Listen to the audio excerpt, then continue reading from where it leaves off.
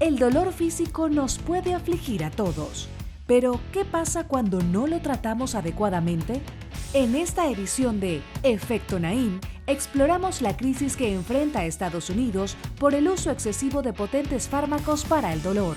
Además, un reconocido neurólogo nos revela por qué es más efectivo tratar ciertos males con una caricia que con una pastilla. Y le revelamos qué tienen en común países como China, Nigeria y gran parte de América Latina en su manera de tratar el dolor. Esto y mucho más a continuación.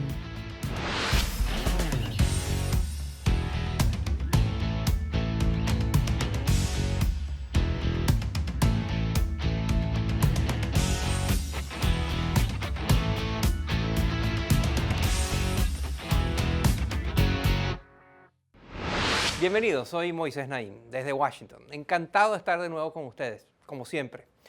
Hoy le voy a dedicar todo el programa a hablar de un problema que es universal, un problema que todos sufrimos en algún momento de nuestras vidas. Estoy hablando del dolor, concretamente del dolor físico. A veces el dolor es transitorio, es efímero, viene y se va, después de un golpe, después de una operación. Otras veces, sin embargo, puede durar para siempre. Es el caso de los que sufren los dolores crónicos, como los dolores de cabeza o de espalda. Son constantes o vienen recurrentemente, pero no se van. Pero cualquiera que sea el tipo de dolor, no tratarlo en forma adecuada obviamente tiene consecuencias nefastas, tanto para la persona que lo sufre como para el resto de la sociedad. Hoy vamos a tratar de todo esto. Vamos a consultar a los expertos más prestigiosos en el campo del manejo del dolor y a mostrarles ejemplos de casos traídos de todo el mundo. Nuestra primera parada será Estados Unidos, donde se vive una epidemia sin precedentes relacionada a los fármacos para aliviar el dolor, que se conocen como opioides. Millones de personas se han vuelto adictos a estos medicamentos y decenas de miles más han muerto por abusar de ellos. ¿Cómo llegamos a esto? ¿Cuáles son las causas y las consecuencias de esta insólita epidemia? ¿Y qué nos dice esta trágica situación de nuestra relación con el dolor? En el siguiente reportaje exploramos estas y otras importantes preguntas, urgentes preguntas. Mire.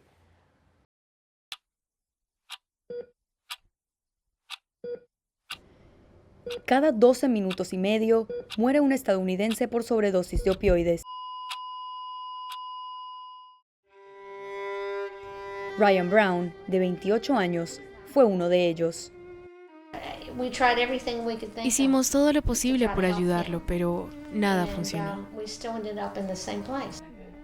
Esta trágica historia se suma a las estadísticas. En 2016, solamente murieron más de 40,000 estadounidenses por sobredosis de opioides. Es la cifra más alta desde que se lleva el registro. Los opioides, derivados de sustancias extraídas de la amapola, incluyen drogas ilícitas como la heroína, pero también fármacos para manejar el dolor como la morfina, la codeína y el fentanilo. Estos últimos son típicamente utilizados en casos muy particulares, ya sea en pacientes posoperatorios por periodos cortos o en pacientes con condiciones crónicas como el cáncer o con enfermedades terminales. Y es que de ser mal administrados, una semana de tratamiento puede ser suficiente para generar dependencia. Pero en 1996, la productora de fármacos estadounidense Purdue Pharma lanzó al mercado un nuevo analgésico llamado OxyContin, con una poderosa campaña de mercadeo. No hay duda de que el mejor medicamento para el dolor es el opioide. Hablamos de esta estrategia con la doctora Adrienne Feuberman. Purdue Pharmaceuticals, which makes OxyContin. Purdue Pharma desarrolló una campaña en la cual aseguraba que los doctores eran opiofóbicos por no tratar dolores de espalda crónicos o artritis con estos medicamentos. Estos son padecimientos que nunca deberían ser tratados con opioides, pero las farmacéuticas convencieron a los médicos de que estaban torturando a los pacientes al no hacerlo. Las recetas de opioides se multiplicaron. Los pacientes se iban a casa con 30 o 60 pastillas cuando solo necesitaban un par de días de tratamiento. Esto dejaba las pastillas restantes al alcance de familiares y personas allegadas, o incluso para su venta ilícita. En sus primeros 5 años en el mercado, OxyContin generó $1.000 millones anuales en ganancias. Y ni hablar de lo que generaron otras farmacéuticas que lanzaron productos similares. También hubo médicos que buscaron beneficiarse sin importar el daño que podrían causar. En marzo de 2018, la Corte del Distrito Sur de Nueva York acusó a 5 médicos de aceptar sobornos de hasta $300.000 a cambio de recetar más opioides. En 2010, comenzaron esfuerzos para disminuir las recetas de estos poderosos analgésicos. Algunos alegan que hubo hasta congresistas, aliados a las poderosas farmacéuticas, que trabajaron para detener estas medidas. Pero el mayor problema es que para muchos pacientes ya era muy tarde. Así lo explica la experta en salud pública, Lindsay Wollo. A medida que la adicción empeora, las personas terminan por acudir de manera ilícita a los opioides como la heroína y el fentanilo. Por eso, restringir el acceso a las recetas médicas para los opioides sin tratar a los adictos adecuadamente solo los llevará a las opciones ilegales que son más potentes y más mortíferas. En Estados Unidos, 4 de cada 5 adictos a la heroína comenzaron tomando analgésicos recetados. En estados como West Virginia, Ohio, New Hampshire y Pensilvania, los opioides afectan a comunidades enteras. En Florida, una pareja fue hallada inconsciente en un carro tras una sobredosis de heroína. Sus 2 hijos se encontraban en el asiento trasero.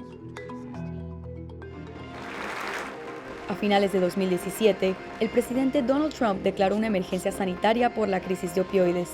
Pero sin fondos suficientes ni estrategias comprensivas para atacar el problema, se estima que podrían morir cerca de 500.000 personas por sobredosis en la próxima década. Una cifra aún mayor que la población de toda la ciudad de Miami. En medio de esta trágica crisis es importante no perder de vista que los opioides en sí mismos no son el problema. El problema es cómo administramos estas medicinas y cómo nos relacionamos con el dolor. Y de esto precisamente vamos a hablar al regresar de la pausa.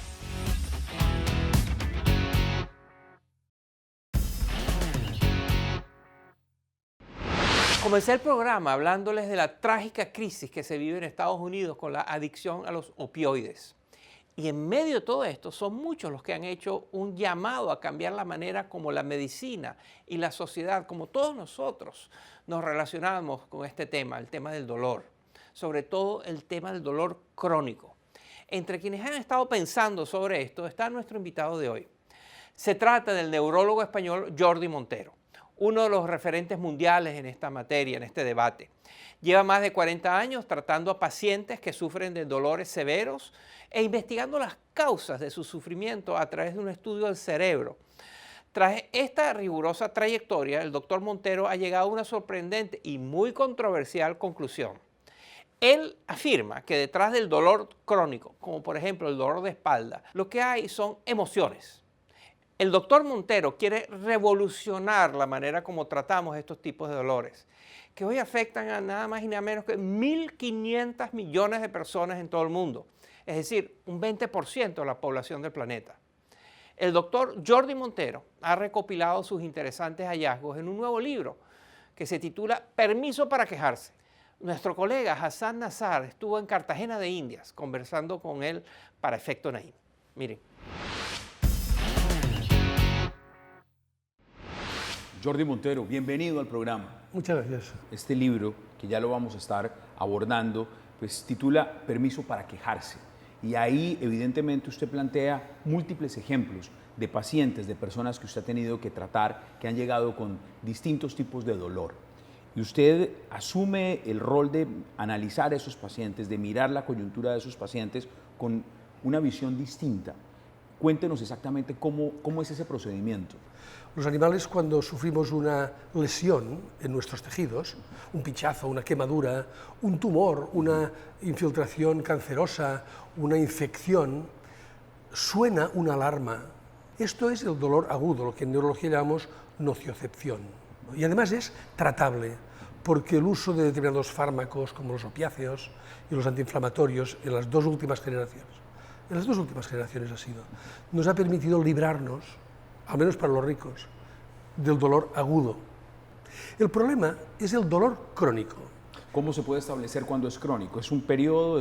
¿Tiene que durar más de cuánto tiempo? Mire, oficialmente las asociaciones internacionales para el estudio del dolor lo consideran que el dolor que dura más de 6 meses y en el que no existe una evidencia de daño. Pero lo habitual es que encontremos los pacientes que nos vienen con años de dolor. Muchos de los que nos están escuchando ahora sufren dolor desde hace 5, 10, 15, 20 años. Han ido de médico en médico, les han hecho múltiples pruebas. ¿Toman todo tipo de medicamentos? Han tomado medicamentos inútiles y continúan teniendo este dolor sin evidencia de daño. Hasta hace muy poco tiempo, la medicina convencional insultaba a estos pacientes. Decía, usted no tiene nada, usted tiene cuento, usted lo imagina. Ahí es donde usted argumenta que detrás de ese dolor hay emociones. ¿Cómo es eso? Mire, lo que ha sucedido es que en el siglo XXI las técnicas de neuroimagen funcional y otros estudios neurobiológicos han permitido observar cómo las zonas límbicas, las áreas cerebrales en donde asientan las emociones, están extraordinariamente activas inicialmente en el dolor. Cuando pasamos a estudiar con estas técnicas personas con dolor crónico, la sorpresa fue observar que realmente tenían dolor, que tenían razón, que tenían permiso para quejarse porque están notando dolor. De ahí el título del libro. Claro. Permiso para quejarse. Y de ahí el interés de la ciencia en intentar indagar cuál es el motivo por que se produce esta actividad cerebral, este dolor, esta percepción de dolor, sin que exista daño. Y lo que hemos ido descubriendo es de que realmente nuestro cerebro tiene errores. Y después, a lo mejor, de una experiencia de dolor agudo, intenso, con emociones en medio importantes, en determinado tipo de individuos, es fácil que se produzca una agravación de este dolor. Estas redes neuronales que se han activado persisten activadas, se sensibilizan, se excitan a la mínima, simplemente con un tacto a lo mejor. Usted piense que nuestro cerebro no es más que una montaña de memorias. Pues bien, nosotros podemos memorizar desde el nombre de nuestro padre al nombre de una calle o un número de teléfono, o podemos memorizar un dolor. Usted menciona, por ejemplo, la importancia de las caricias. ¿Por qué son importantes? Claro, porque nosotros lo que debemos intentar en el tratamiento de esto, que es lo que me preguntaba, es cambiar la excitabilidad de redes neuronales, cambiar esta facilitación, esta amplificación inútil que se produce en determinadas circunstancias. Esto es lo que hace la terapia cognitiva, por ejemplo, o la publicidad. La publicidad es capaz, el marketing, de cambiar sensibilidad de redes neuronales, excitabilidades, y hacerle a uno inconscientemente desear lo que no sabe, porque el 70% de nuestras actividades son inconscientes. Y también se puede entrar en la excitabilidad de las redes neuronales pues con ritmos, con música. Y cada vez más están apareciendo técnicas de estimulación cerebral, tanto interna como externa, tanto invasiva como no, que pueden solucionar muchos problemas. Hablemos de otro punto. En los Estados Unidos está ocurriendo algo que es relativamente preocupante y tiene que ver con el consumo de opioides. Y esto, de alguna forma, también la adicción a esos fármacos, unos fármacos que muchas personas los consumen permanentemente, diariamente, buscando muchas veces es calmar el dolor. Cuéntenos sobre eso. A ver, los opiáceos han sido un verdadero milagro en el tratamiento del dolor agudo, pero lo que no debemos usar los opiáceos es cuando no están claramente indicados. Y evidentemente en dolores generan crónicos, mayor adicción, además. Claro, porque el opiáceo puede generar adicción en estos pacientes y, desde luego, lo que no soluciona es un dolor que es de origen puramente cognitivo, que es de memoria. Finalmente, mirando ya esto, usted nos dice cuál sería la forma de tratamiento, pero ¿se puede evitar el dolor crónico? ¿Es algo que se puede evitar? Claro, la manera de evitar el dolor crónico, no podemos curarlo, al menos hoy por hoy, porque no podemos cambiar la excitabilidad de redes neuronales, pero lo que sí podemos evitar es el dolor agudo, con lo cual tenemos menos dolor crónico. Y desde luego hemos de entender cada vez mejor que podamos qué significan las emociones. Permiso para quejarse, un libro recomendado de una de las autoridades tal vez más prestigiosas en el mundo para consultarlo, Jordi Montero. Gracias de verdad por acompañarnos en el programa. Gracias a ustedes. Gracias, Hassan. Uno de los puntos importantes que menciona el doctor Montero es que no todos los países tienen acceso al revolucionario avance médico que han sido los opioides para tratar el dolor a corto plazo. Y de esto vamos a hablar al regresar de la pausa. No se vayan, les va a interesar.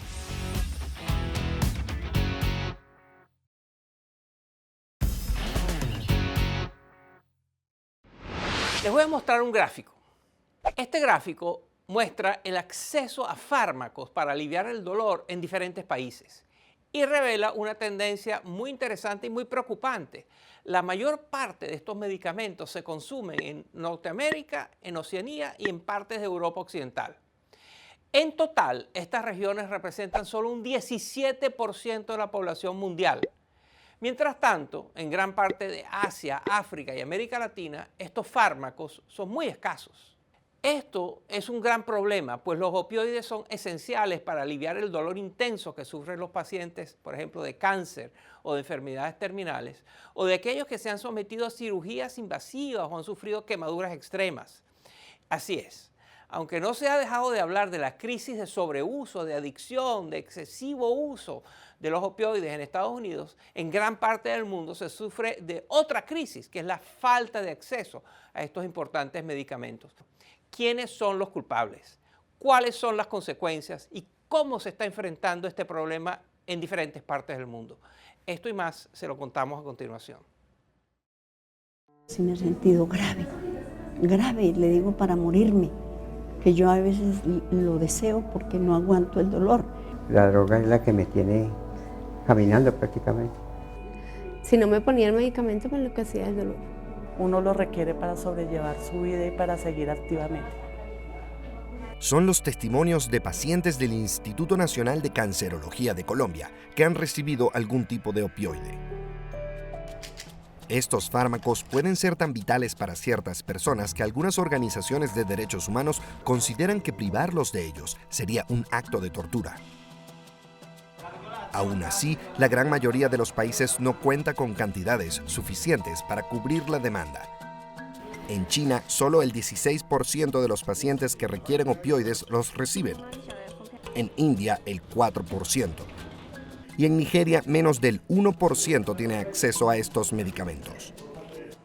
La profesora Rosa Buitrago del Rosal es especialista en acceso a medicamentos controlados y nos explicó que cada país tiene el deber de proyectar anualmente las cantidades de opioides que va a requerir y reportarlo a la Junta Internacional de Fiscalización de Estupefacientes para su autorización. Por ejemplo, igual para alimentación, ¿cómo sabemos cuántos quintales de arroz vamos a utilizar en los próximos 6 meses? Porque sabemos que la población normalmente está ingiriendo tal cantidad. Entonces, de acuerdo a esa cantidad se hacen las proyecciones para los siguientes 6 meses o para el siguiente año. Casi de la misma forma se debería de hacer para los pacientes que van a utilizar morfina.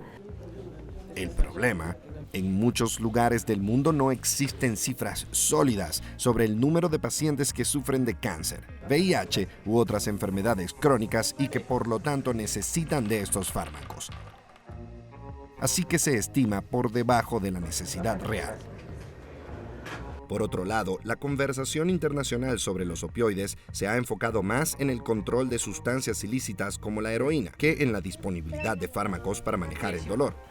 La crisis estadounidense solo ha reforzado esta postura, y esto se traduce en burocracia y leyes restrictivas. En Guatemala, por ejemplo, solo 3 farmacias en el país están autorizadas a dispensar este tipo de medicamentos. Para prescribirlos, un doctor precisa un recetario especial que solo consigue en horas laborales en un determinado sitio de la capital. Y si se extravía el recetario, puede enfrentar consecuencias legales serias. Por si fuera poco, el paciente debe certificar cada récipe en el Ministerio de Salud, también con horarios y filas típicos de oficinas públicas. La profesora Buitrago asegura que las medidas punitivas estrictas han generado un miedo que lleva a muchos doctores a optar por no recetar estos analgésicos.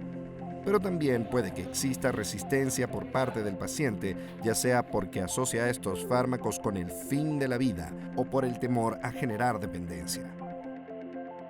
Lo que está sucediendo en Estados Unidos acentúa el temor, porque se hace ver que toda persona que esté expuesta a la utilización de estas sustancias necesariamente va a desarrollar un síndrome, y eso no es cierto.